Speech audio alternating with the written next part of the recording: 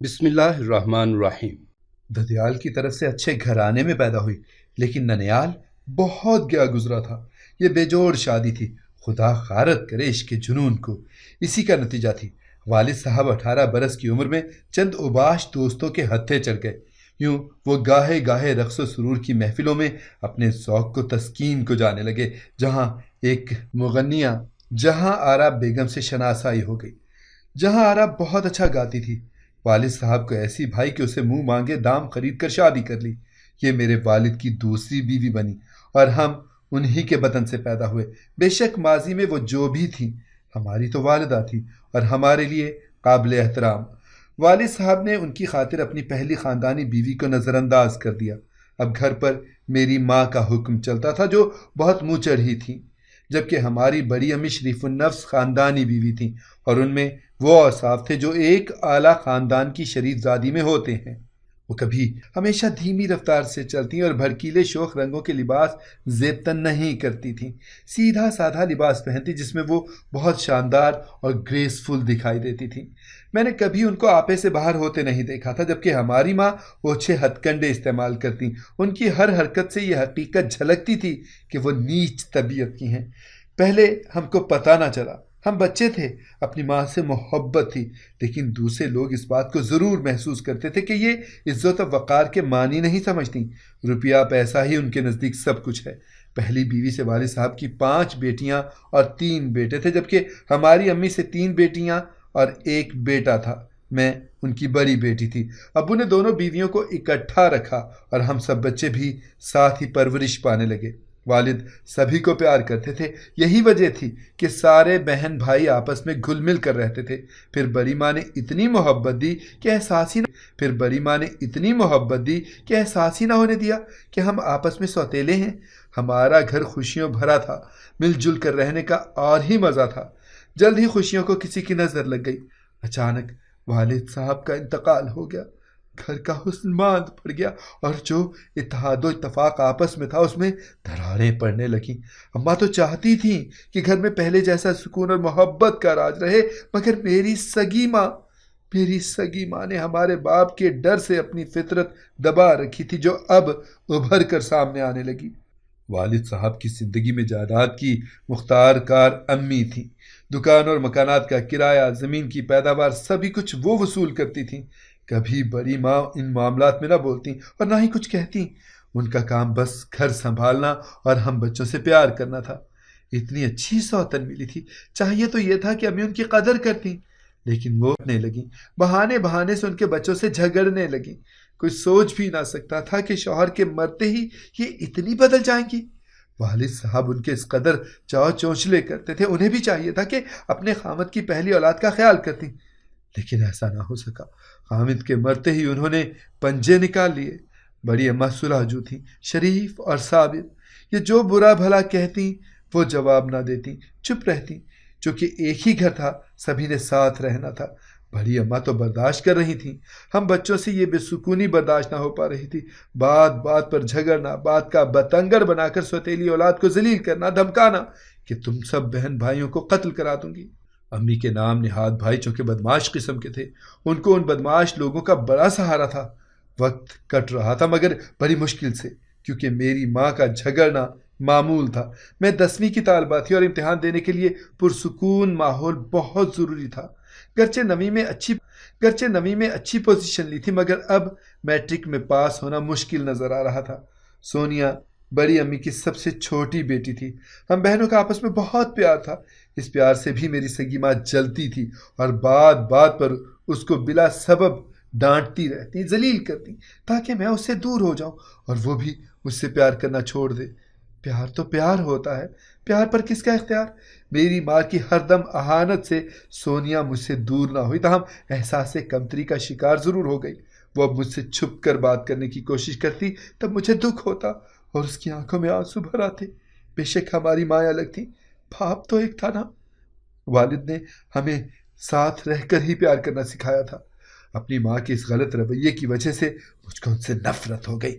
ان کو بار بار کہتی بھی تھی، ماں یہ بہن بھائی میرے ابو کی اولاد ہیں، ان میں بھی ہمارا خون ہے، وہ ہم سے پیار کر۔ اب بھی محبت سے پیش آتی ہیں، ہمارے لیے کھانا بناتی ہیں، کپڑے استری کر دیتی ہیں، یہاں تک کہ ہم بیمار پڑ جائیں تو اپنی نیندیں قربان کر کے تیمارداری کرتی ہیں۔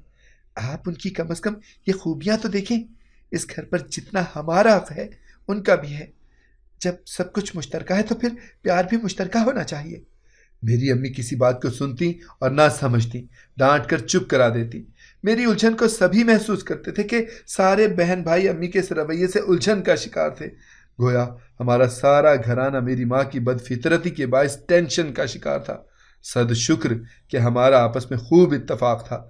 سگی ماں کے اکسانے پر ہم لوگ ایک دوسرے سے بدگمان ہوتے اور نہ آپس میں لڑتے جھگڑتے تھے۔ ایک روز میں اسکول کا کام کر رہی تھی کہ اچانک امی میرے پاس آئیں اور بولیں، شمع، اگر تم میرا ساتھ دینے پر راضی ہو جاؤ تو میرے لیے بہت آسانی ہو جائے گی۔ امی، آپ کیا کہنا چاہ رہی ہیں؟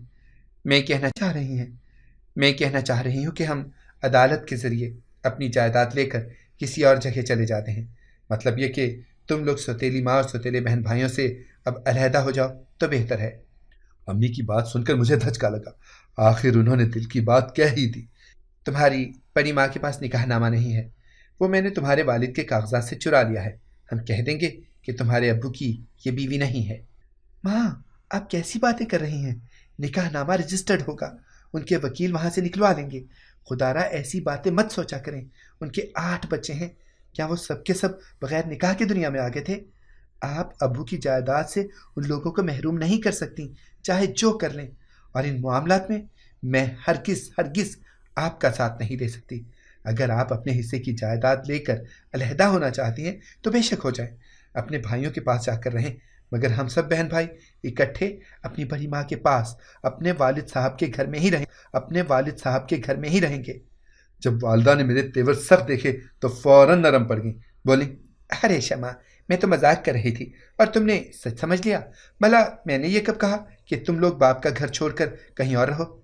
چند دن وہ خاموش رہیں، لیکن امی کو ان کے بھائیوں کے فون آتے جو ان کو اکساتے، کان بھرتے کہ اپنے 4 بچوں اور جائیداد لے کر ہمارے پاس آ جاؤ۔ دراصل وہ ابو کی جائیداد پر عیش کرنا چاہتے تھے۔ جب تک میں امی کا ساتھ نہ دیتی، امی اپنے اس مشن میں کامیاب نہیں ہو سکتی تھی، یہ میں اچھی طرح جانتی تھی، اور ماں بھی۔ جب دیکھا کہ یہ بیل کسی طرح منڈھے چڑھنے والی نہیں تو ایک دن حکم نادر شاہی جاری کر دیا کہ تم سونیا اور اس کے سبھی بہن بھائیوں سے ناطہ ختم کرو، ورنہ آج کے بعد میں کھانا نہیں کھاؤں گی اور مرتے دم تک بھوکی رہوں گی۔ میری اس طرح کی موت کی ذمہ دار تم ہوگی۔ ان کی باتیں سن کر میں رونے لگی۔ پھر ایسی ساون بھادوں کی جھڑی لگی کہ میری کریا اور زاری سے سبھی پریشان ہو گئے۔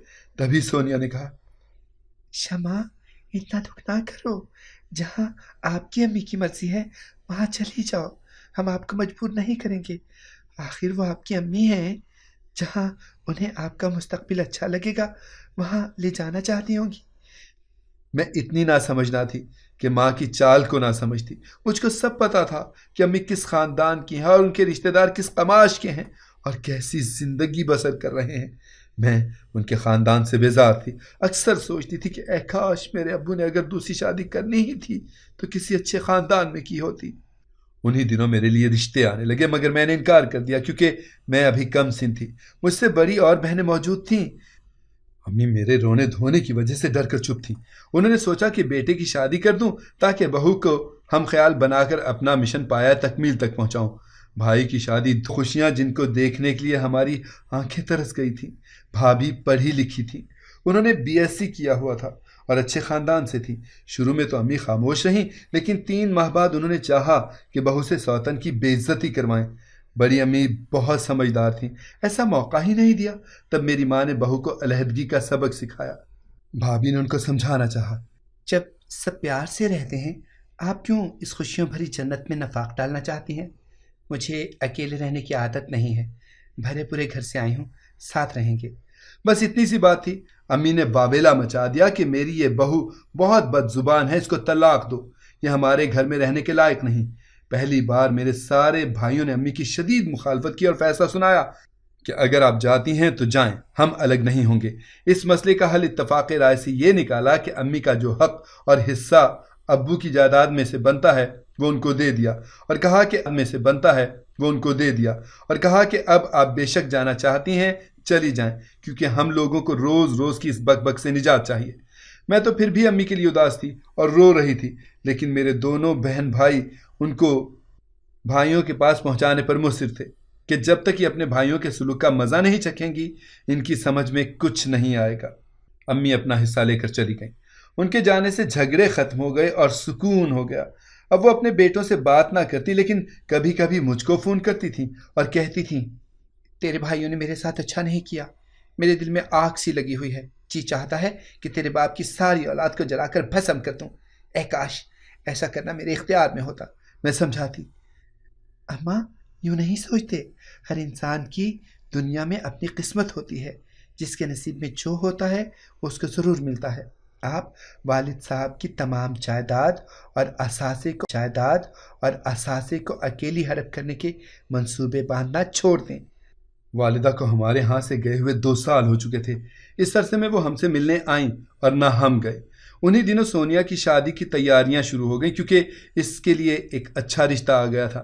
پتہ چلا کہ یہ لوگ اسی علاقے میں رہائش پذیر ہیں جہاں نزدیک ہی میرے ماموں کا گھر تھا۔ امی ان کے پاس رہائش پذیر تھیں۔ ہم نے سوچا کہ سونیا جب وہاں بیاہ کر جائے گی تو شاید امی کا دل نرم ہو جائے اور وہ اس کے گھر آنے جانے لگے۔ بڑی امی نے میری والدہ کو سونیا کی شادی کا کارڈ بھجوایا تھا، لیکن وہ نہیں آئیں۔ شادی کے بعد سونیا ان کے پاس دعا لینے گئی تو بھی امی جان رکھائی سے ہی پیش آئیں اور منہ دوسری طرف پھیر لیا، یہ کہہ کر، تیری جادو کرنی ماں نے مجھ سے میری حقیقی اولاد کو چھین لیا۔ جب میری اولاد میری نہ بن سکی تو سوتن کی اولاد کیا میری بنے گی؟ سونیا روتی ہوئی مایوس لوٹ آئی اور پھر دوبارہ نہ گئی۔ اس نے یہ بات مجھے فون پر بتائی تو میں نے اسے تسلی دی۔ غم مت کرو، یہاں سے پتہ ہے، بس آئندہ مت جانا، جو نہ ملنا چاہے بندہ اس کے در پر کیوں جائے۔ کہنے لگی، میں تو باپ کی منقوہ سمجھ کر چلی گئی تھی نا، لیکن ان کے دل سے کدورت اور نفرت ختم ہی نہیں ہوتی۔ امی نے مجھے فون کیا تو میں نے خوب ان کو سنائی کہ وہ دعائیں لینے گئی تھی، اس کا دل اچھا ہے، آپ کا دل کتنا برا ہے، بہت کینہ پرور ہیں آپ۔ غرض ایسی باتیں کر کے فون میں نے رکھ دیا، اور اب جب ان کا فون آتا میں بات ہی نہ کرتی۔ سونیا میری بہن ہی نہیں، بچپن کی دوست بھی تھی۔ ہم دونوں نے اکٹھے میٹرک کیا اور کالج میں بھی اکٹھے پڑھا۔ مجھ کو اس سے خاص محبت تھی۔ سونیا اپنے گھر میں خوش و خرم آباد تھی۔ خدا نے اچھی قسمت بنائی تھی۔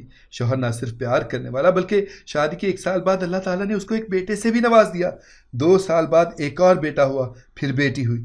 اب اس کی خوشیاں 2 چند ہو گئیں۔ سبھی کہتے تھے خدا ہر بیٹی کی قسمت سونیا جیسی کرے، کیونکہ شوہر کے ساتھ ساتھ وہ ساس سسر کی بھی چہیتی تھی۔ گھر میں کبھی اس سے ملا تھی، لیکن ہم لوگ اپنی امی سے نہیں ملتے تھے۔ ایک دن کا ذکر ہے کہ سونیا کا بیٹا کھیلنے باہر گیا، وہ کافی دیر تک گھر نہ لوٹا تو فکر ہوئی۔ انہوں نے بچے کو تلاش کرنا شروع کر دیا، اپنے شوہر کو بھی اطلاع دی۔ سب ڈھونڈ رہے تھے، پورا علاقہ چھان مارا، لیکن بچے کا کچھ پتہ نہ چلا۔ 2 دن گزر گئے۔ تیسرے روز یہ لوگ ڈھونڈتے ڈھونڈتے ایک تنگ سی گلی میں گئے جہاں اکثر کوڑا کرکٹ پڑا ہوتا تھا۔ وہاں ان کو ایک بوری نظر آئی۔ انہوں نے کھول کر دیکھا تو اس میں ان کے گمشدہ بچے کی لاش تھی، جس کے کئی ٹکڑے کر دیے گئے تھے۔ یہ اتنا بڑا سانحہ تھا کہ ہر شخص آپ دیدہ تھا۔ سونیا کو تو غش پر غش آ رہے تھے، ہم بھی سانے سے بے حال تھے، لیکن سونیا کو تسلیاں دیتے تھے۔ پولیس نے مجرموں کو پکڑنے کی تگ و دو کی، مگر قاتلوں کا کوئی سراغ نہ مل سکا۔ بڑی اماں کا برا حال تھا، ان کو اپنے اس نواسے سے بہت پیار تھا۔ اس واقعے کے 1 سال بعد یوں ہی سونیا کا چھوٹا بیٹا گھر کے ساتھ والی دکان سے ٹافی لینے کے لیے نکلا تو دوبارہ نہ لوٹا۔ اسے بھی بہت ڈھونڈا، سارے محلے والے انگشتے بدنداں تھے کہ سونیا کے شوہر یا ان کے گھر والوں کا کوئی دشمن بھی نہ تھا۔ اگر کوئی رقم کے لیے اغوا کرتا تو تاوان طلب کرتا، لیکن کسی نے بھی اس قسم کا کوئی مطالبہ نہ کیا۔ معلوم ہوتا آخر بچے کی گمشدگی یا اغوا کی غرض و غایت کیا ہے اور مجرم کو کیا فائدہ ہو سکتا تھا۔ پہلا واقعہ اتفاقیہ قرار دیا جا سکتا تھا، لیکن دوسرے واقعے سے سب کو یقین ہو گیا کہ یہ کسی کینہ پرور دشمن کی کارستانی ہے جو بچے کے والدین کو دلی صدمہ پہنچانا چاہتا ہے۔ ڈھونڈ ڈھونڈ کر تھک گئے، لگتا تھا کہ بچے کو زمین کھا گئی، آسمان نکل گیا۔ شدید غم اور ناامیدی کی کیفیت میں رات کو ایک پل کے لیے سونیا کی آنکھ لگ گئی۔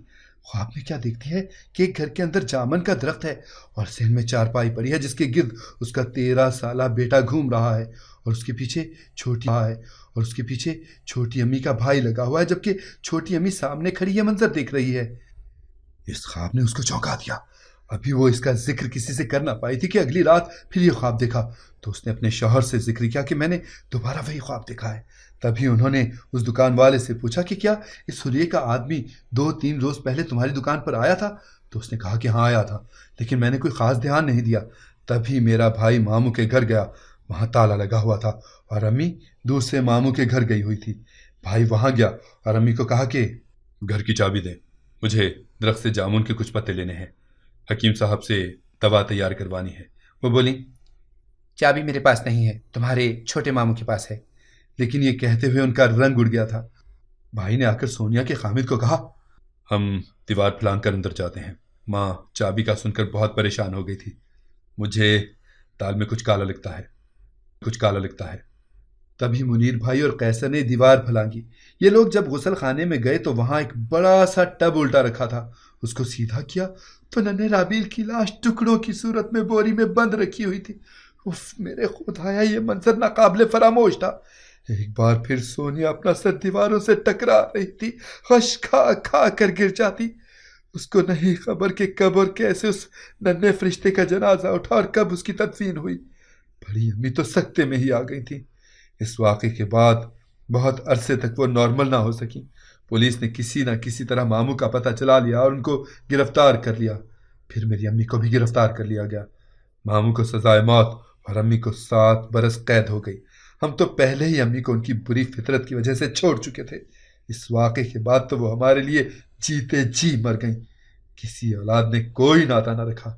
آج سوچتی ہوں اے کاش مرد حضرات اپنی پہلی وفادار بیوی اور اتنے بچوں کے ہوتے دوسری شادی سوچ سمجھ کر کریں، کیونکہ سوتن کبھی کسی کی جان بھی لے لیتی ہے۔ جلن اور حسد بری چیز ہے۔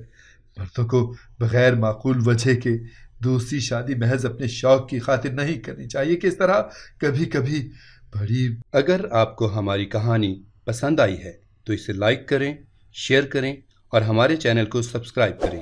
اگلی کہانی تک کے لیے اجازت دیجیے۔ اللہ حافظ۔